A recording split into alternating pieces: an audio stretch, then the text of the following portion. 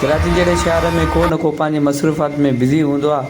ऐं हीउ मुंहिंजो चरियो हिकिड़ो दोस्त आहे जेको जानी जमाल जलबाणी, या त कंहिं रोड ते या त कंहिं फुटपाथ ते या कंहिं ॿारनि वांगुरु नंढड़ियूं हरकतूं ॻोठनि वारियूं करे कंहिं मिटी जे ढेर ते वेही रहंदो आहे।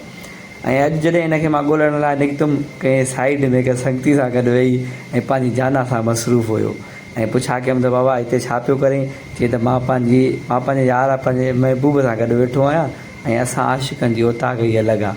अरे बाबा ओताक त अलॻि आहे, महिरबानी कयो, हाणे टाइम ॾियो असां आशिक़नि खे बि किथे हली करे चांहि पियूं। मौसम बि ॾाढी सुहानी आहे। पोइ ॾाढो हिनखे असां मिंथा बि कयूं ऐं तंज़ बि कयो त तव्हां हीअ जेको कयो था ग़लति था कयो, हीअ होटल छॾे करे तव्हां हिते वेठा आहियो।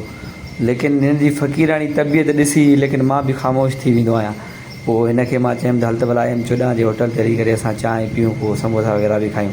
आख़िर चई पैसा तूं भरदे। मुंहिंजो ठीकु आहे, पैसनि जी ॻाल्हि मञण खां बाद में अमरा उथियो ऐं वीडियो ठाहिणु लॻो मूं सां गॾु। पर मां किथे थो छॾियां। मां चयो बाबा हाणे तूं पैसा बि मां भरियां, चांहि बि पीआरियां, समोसा पोइ चुमी त हाणे मुंहिंजो हिकु हक़ु आहे। पोइ मां बि बाबा बरोज़ को कमु कयोमांसि। उन खां बाद में जॾहिं असीं M14 जे होटल ते आयासीं, उते वेही हिन असांखे ॾाढा मतिलबु इहे मार रिबाई जा शाइर, पोटियूं वग़ैरह, आरीसर साईं जा किसा, अलाए छा न छा असांखे ॿुधायईं। पोइ पोइ मां बि अहिड़ो कंजूस जो 2 समोसा घुरायमि, हुयासीं 3 पर घुरायमि 2। मां चयो हाणे अमरा डिसेंट आहे, थोरा खाईंदो, पर अमरा अहिड़ो कमु कयो जीअं ॿुड़ करे ॿारनि सां। मां जॾहिं मोबाइल में मसरूफ़ थियुमि त अमरा वञी आख़िरी समोसो बचायो। मां चयोमांसि भला हीअ बची कयां फसिया, पर अमरा हथ में कयो।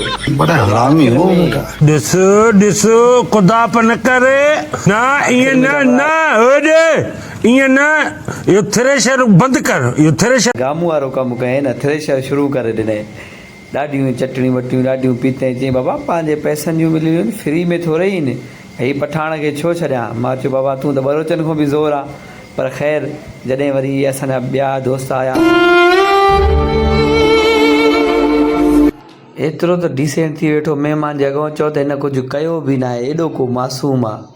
पर ख़ैर अॻिले व्लॉग्स जे लाइ इंतज़ारु कंदा। इंशाअल्लाह असांजा जल्द व्लॉग्स ईंदा ऐं हिन चरे ऐं सादे जूं तव्हांखे कहाणियूं रोज़ु ॿुधाईंदो रहंदुमि। ऐं असांजे पेज खे सब्सक्राइब ऐं फॉलो ज़रूरु कंदा। वॾी महिरबानी।